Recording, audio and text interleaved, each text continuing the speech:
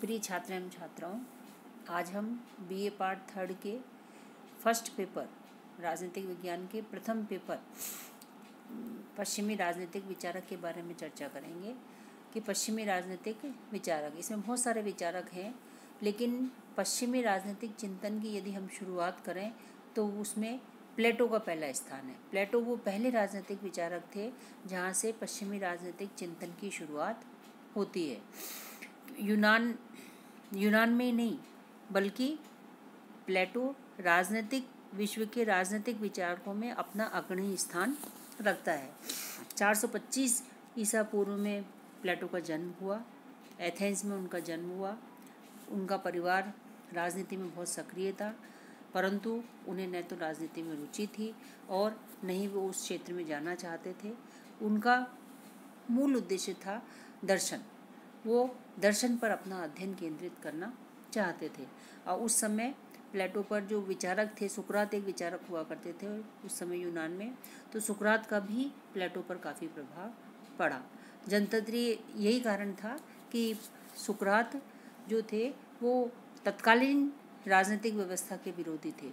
तो यही विरोधी भावना किस में उत्पन्न हुई? प्लेटो में भी उत्पन्न हुई और उन्होंने संपूर्ण ऐसे दर्शन की स्थापना करने का प्रयास किया जो कि वर्तमान व्यवस्था का से थोड़ी अच्छी व्यवस्था हो। सुकरात की जो मृत्युदंड दिया, तत्कालीन व्यवस्था के द्वारा सुकरात को जो मृत्युदंड दिया गया, उसका प्लेटो पर काफ़ी प्रभाव पड़ा और उन्हें उस तत्कालीन व्यवस्था से घृणा हो गई और उनका लक्ष्य ये बन गया कि ऐसी व्यवस्था की कल्पना करना, ऐसे दर्शन का निर्माण करना जिसमें अज्ञानियों का शासन न हो। क्योंकि सुकरात का एक प्रमुख वाक्य था कि ज्ञान ही सद्गुण है। तो सुकरात की जो प्लेटो है, उन्होंने भी सुकरात की इस मान्यता को अपनाया और उनका भी ये मानना था कि ज्ञान यदि होगा, सद्गुण यदि होगा तो दोनों चीज़ें व्यक्ति को आगे ले जाएंगी। सुकरात की जो मान्यता थी वही प्लेटो के दर्शन का बाद में आधार बना। सुकरात के कुछ सिद्धांत थे जिनको उसने अपने दर्शन का आधार बनाया, जैसे कि ज्ञान ही सद्गुण है। यदि ज्ञान आपके पास में है तो वो आपका सबसे अच्छा गुण है। उनका दूसरा मान्यता थी कि शासन एक कला है। वो ये मानते थे कि शासन कोई ऐसी नहीं है चीज़ जिसे कि हम जैसे चाहे इस्तेमाल करें। शासन एक कला है। एक अच्छे शासन के लिए भी कुछ विशेष गुणों का होना आवश्यक है। और तीसरा सिद्धांत जो सुकरात का था वो था द्वंद्वात्मक पद्धति, जिसका कि प्लेटो पर प्रभाव पड़ा। सुकरात का ये मानना था कि संपूर्ण सृष्टि द्वंद्वात्मक पद्धति के आधार पर चल रही है। एक परिस्थिति होती है, फिर उसके बाद में उसकी विरोधी परिस्थिति उत्पन्न होती है, दोनों के बीच में परस्पर संघर्ष होता है और संघर्ष के बाद में एक नई स्थिति उत्पन्न होती है। और उसका ये मानना था कि संपूर्ण विश्व में जितना भी विकास हो रहा है वो इसी द्वंद्वात्मक आधार पर हो रहा है। एक सुकरात का और मान्यता थी कि सोद्देश्यता का सिद्धांत। वो ये मानते थे कि प्रकृति के हर कार्य के पीछे कोई न कोई उद्देश्य है और इन्हीं उद्देश्यों को आगे रखकर ही प्रकृति संचालित होती है। तो जो प्लेटो की एक प्रमुख ग्रंथ है रिपब्लिकन का प्रारंभ भी सुकरात के इन्हीं सिद्धांतों के आधार पर उसने किया है। हालांकि उसका जो अंत उसके स्वयं के निष्कर्षों से हुआ है, लेकिन प्रारंभ उसके सुकरात के विचारों के आधार पर हुआ है। उसकी प्लेटो की कुछ प्रमुख रचनाएं थी, जैसे कि रिपब्लिकन, स्टेट्समैन्स और लॉज। जो सबसे महत्वपूर्ण ग्रंथ जो कि प्लेटो का था वो है रिपब्लिकन एक ऐसा महत्वपूर्ण ग्रंथ था जो एक तरह से देखा जाए तो प्लेटो का जो रिपब्लिकन है ये संपूर्ण जीवन का दर्शन है।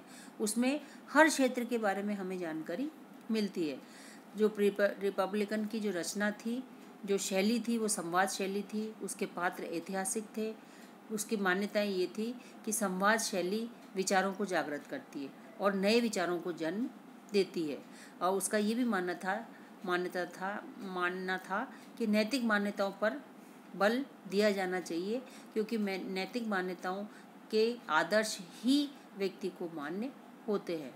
प्लेटो ने अपने जो जितनी भी उसने पुस्तकें लिखी हैं उसमें अब उसने सादृश्यों के सिद्धांतों का प्रतिपादन किया है। और उसने जो जितनी भी तुलनाएं ली हैं वो प्रारंभिक जगत से ली हैं।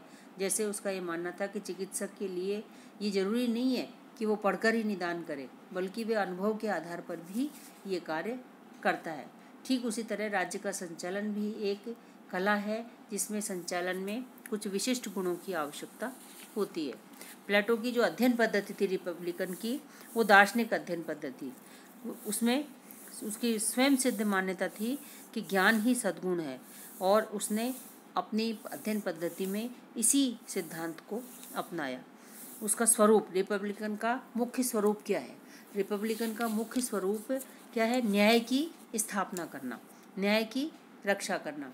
रिपब्लिकन की जो विषय वस्तु है वो न्याय तो है ही है, इसके साथ साथ में एक यदि कहें कि वो संपूर्ण जीवन का दर्शन है, तो हम उसे संपूर्ण जीवन का दर्शन भी मान सकते हैं। कि सामाजिक और राजनीतिक जीवन की जो शाश्वत प्रश्न है, उनकी खोज करने का प्लेटो ने अपने रिपब्लिकन में प्रयास किया है। जैसे कि सद मनुष्य कौन है, उसका निर्माण कैसे किया जाए, राज्य क्या है, एक अच्छे राज्य का निर्माण किस तरह किया जाना चाहिए, सर्वोपरि और अंतिम ज्ञान कौन सा है, और व्यक्ति उसको किस तरह प्राप्त करे, ऐसे कौन से साधन हैं जिससे उस ज्ञान को प्राप्त किया जा सके। ये प्रश्न हम देखते हैं कि नीति शास्त्र, राजनीति शास्त्र और शिक्षा जगत से जुड़े हुए हैं। तो एक तरह से रिपब्लिकन शिक्षा के क्षेत्र में भी एक प्रमुख ग्रंथ मान सकते हैं कि ये नीति शास्त्र भी इसमें समाहित है, इसमें राजनीति शास्त्र भी समाहित है, और इसमें शिक्षा शास्त्र भी समाहित है। अब प्रश्न ये उठता है कि रिपब्लिकन का उद्देश्य क्या है, कि प्लेटो ने रिपब्लिकन की जो रचना की है, कि कौन से उद्देश्य से प्रेरित होकर उसने रिपब्लिकन की रचना की। तो ये प्रश्न जब हम इस पर विचार करते हैं तो हमें लगता है कि वास्तव में रिपब्लिकन में वो सब प्रश्न हैं जो कि आज भी उतने ही शाश्वत हैं, राज्य से संबंधित प्रश्न, जितने कि उस समय थे। जैसे कि कौन सी समस्याएं जिससे राज्य ग्रसित है, राज्यों को कैसे इन समस्याओं का समाधान करना चाहिए, राज्य की शक्ति, राज्य की स्थिरता, श्रेष्ठ शासन, इसका स्थापना किस तरह की जानी चाहिए, और एक राज्य का उद्देश्य भी यही होना चाहिए। इस पर उसने रिपब्लिकन में विचार किया है, क्योंकि इसका सबसे प्रमुख कारण था कि जब एथेंस में प्लेटो का जन्म हुआ था, उस समय की जो राजनीतिक परिस्थितियाँ थी वो इतनी खराब थी कि उनके जो जितने भी अवगुण थे वो प्लेटो ने स्वयं अपनी आंखों से देखे थे। कि उसने ये देखा कि वहाँ पर व्यक्तिगत हित इतना ज़्यादा सर्वोपरि है कि हर व्यक्ति अपने हित के लिए कार्य कर रहा है, सामाजिक हितों की उपेक्षा की जा रही है, राज्य निर्धन है, राज्य में जो राज्य निर्धन है वो निर्धन ही है, और धनी अपने उसके धन के उसमें ही प्रलोभन में ही है। एथेंस में दूसरी एक उसको जो कमी दिखाई उस समय दिखाई दे रही थी तत्कालीन परिस्थिति की, वो ये थी कि एथेंस में अज्ञानता थी। राजनेता ज्ञान का चोगा तो पहनते थे, लेकिन अपनी अज्ञानता पर पर्दा डालकर वो अपने आप को सिद्ध करते रहते थे। तो इस अज्ञान से, जबकि उसने क्या कि ज्ञान ही सद्गुण है, सुकरात का जो प्रमुख उसका जो सिद्धांत था कि ज्ञान ही सद्गुण है, तो उसने इस आधार पर कि ज्ञान यदि होगा तो सभी समस्याओं का समाधान किया जा सकेगा। तो इन दोषों को दूर करने के लिए, सामाजिक हित को सर्वोपरि बनाने के लिए, सामाजिक सामंजस्य स्थापित करने के लिए, विवेक की प्रभुता स्थापित करने के लिए ही प्लेटो ने रिपब्लिकन की रचना की है। और इसी लक्ष्य को ध्यान में रखकर प्लेटो ने अपने रिपब्लिकन में कुछ प्रमुख सिद्धांतों पर चर्चा की है, जिनकी हम विवेचना करना चाहेंगे बाद में। यह है रिपब्लिकन का न्याय सिद्धांत, उसकी शिक्षा योजना, उसके साम्यवाद की योजना, उसके दार्शनिक राज्य की अवधारणा, जिसके आधार पर उसने एक आदर्श राज्य की कल्पना की है, एक ऐसे आदर्श राज्य की कल्पना जिसमें कि सारे गुणों का समावेश हो, एक ऐसी व्यवस्था जिसमें इन सिद्धांतों के आधार पर शासन व्यवस्था को किया जाए। तो सबसे पहले हम आज चर्चा करेंगे प्लेटो का न्याय सिद्धांत। प्लेटो का न्याय सिद्धांत एक तरह से देखा जाए तो उसके पूरे दर्शन का आधार था।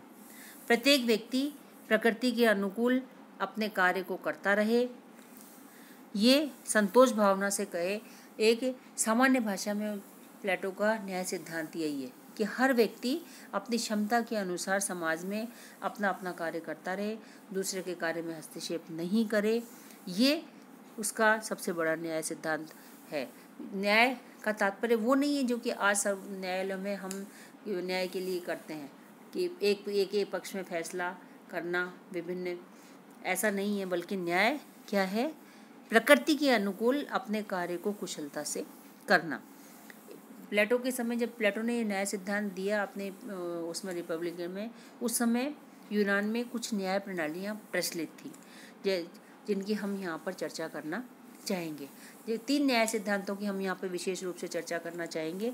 एक तो है न्याय की परंपरावादी अवधारणा, कि उस समय न्याय की एक परंपरावादी अवधारणा चल रही थी जिसमें ये कहा गया था कि पुराने रीति रिवाजों और मतों का पालन करना ही सच्चा न्याय है। वो मानते थे कि यदि पुराने रीति रिवाजों को हम पालन करते रहें और उनके मतों का पालन करता रहे तो ये ही न्याय है। इसके प्रमुख प्रवर्तक थे उस समय सोफेलस थे और उनके अनुसार उनका ये कहना था कि व्यक्ति सत्य बोलता रहे, मित्रों और देवताओं के ऋण को चुकाता रहे, यही व्यक्ति का सबसे बड़ा न्याय है। जबकि प्लेटो ने इस सिद्धांत का खंडन किया। उसका ये कहना था कि ये सिद्धांत किसी भी दृष्टि से उचित नहीं है। यदि हम मित्र के साथ मित्रता का ही व्यवहार करते रहेंगे और शत्रु के साथ शत्रुता का ही व्यवहार करेंगे तो क्या ये न्याय है? यदि न्याय यही है तो ऐसी स्थिति में एक व्यक्ति के साथ उसमें अन्याय होगा जो कि आपका शत्रु है।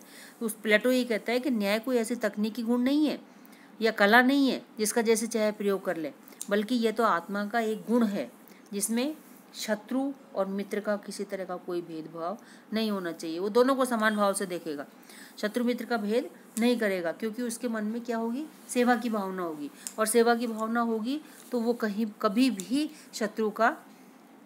शत्रुता उससे नहीं करेगा। उसका एक ही कहना था कि प्लेटो ने एक प्रश्न और उठाया इस न्याय सिद्धांत के द्वारा, कि उसने ये कहा कि ठीक है, यदि हम सत्य बोलते हैं, अपने मित्रों का सम्मान करते हैं, अपने मित्रों का भला करते हैं, तो भी शत्रु और मित्र कौन है इसकी पहचान कौन करेगा? कि इसका कोई विश्वसनीय मापदंड हमारे पास नहीं है कि हम शत्रु को शत्रु कहें और मित्र को मित्र कहें। और यदि हम किसी को शत्रु कह भी देते हैं अपने मापदंड के आधार पर, तो न्याय की दृष्टि से किसी को भी शत्रु मानना न्यायोचित नहीं है। इससे न केवल व्यक्ति का पतन होगा, और पतन होना अपने आप में न्याय कभी भी नहीं हो सकता। इसलिए प्लेटो जितने भी परंपरावादी सिद्धांत हैं उसकी आलोचना करता है, और वो ये कहता है कि न्याय वो आत्मा का गुण है जो कि स्वार्थपरता से दूर है और जो सामाजिक हितों को प्रोत्साहित करता है। एक दूसरी अवधारणा उस समय यूनान में प्रचलित थी, वो थी न्याय की उग्रवादी धारणा। इसके जो प्रचारक थे वो थे थ्रेसिमैक्स। उनका ये मत था कि शक्तिशाली का हित और शक्तिवान के हितों की पूर्ति करना ही न्याय है। इसके मतलब सीधा सा तात्पर्य है कि जिसकी लाठी उसकी भैंस। यदि जिसके पास में शक्ति है उसके ही सिद्धांतों, उसके ही जो हितों की पूर्ति करता रहना, यही न्याय है। और इस उग्रवादी धारणा का सार भी यही है। यदि न्याय को हम शक्ति का ही पर्याय मान लें और शक्ति का ही पर्याय मान लें तो ये अपने आप में गलत है, क्योंकि हर राज्य के पास में शक्ति है और सरकार शक्तिशाली है। तो ऐसी स्थिति में शासकों के हितों की पूर्ति ही करना किसी भी दृष्टि से न्याय संगत नहीं है, क्योंकि ये सिद्धांत तो ये मानता है कि चूंकि सरकार के पास में शक्ति है और सरकार यदि शक्तिशाली है तो इसके हितों की पूर्ति करना ही न्याय है। तो प्लेटो का ये मानना है कि ये विकृत धारणा है जो व्यक्ति को समाज में स्वार्थी बनाती है, जबकि यथार्थ में व्यक्ति क्या है? इस सामाजिक व्यवस्था का ही एक अंग है। तो ऐसी स्थिति में यदि वो अपनी हितों की पूर्ति करता है या समाज के हितों की पूर्ति करता है तो इससे पूरे समाज का भला होता है। इसमें स्वयं उसके हितों की भी साधना होती है और उसमें सामाजिक हितों की भी साधना होती है। और उसका प्लेटो और एक और इसका आलोचना करता है, वो ये कहता है कि शासक यदि अपने ही स्वार्थों की पूर्ति करता रहेगा तो ये भी गलत है। सच्चा शासक कौन सा है? एक सच्चा शासक वो है जो अपने सच्चे कलाकार के साथ अपनी कलाकृति को सर्वश्रेष्ठ बनाने का प्रयास करता है। सच्चा शासक वो है जो अपने नागरिकों के हितों का संवर्धन निस्वार्थ भाव से करता है। प्लेटो का ये भी कहना था कि अन्यायी शासक की अपेक्षा एक न्यायी व्यक्ति, बुद्धिमान व्यक्ति, शक्तिशाली व्यक्ति ज़्यादा सुखी होता है, और न्यायी व्यक्ति अपनी मर्यादा में कार्य करता है। उसका उद्देश्य हमेशा श्रेष्ठता को प्राप्त करना होता है और सदाचार का पालन करना होता है। इसलिए हम किसी भी दृष्टि से ये नहीं मान सकते कि शक्तिशाली का हित ही न्याय है।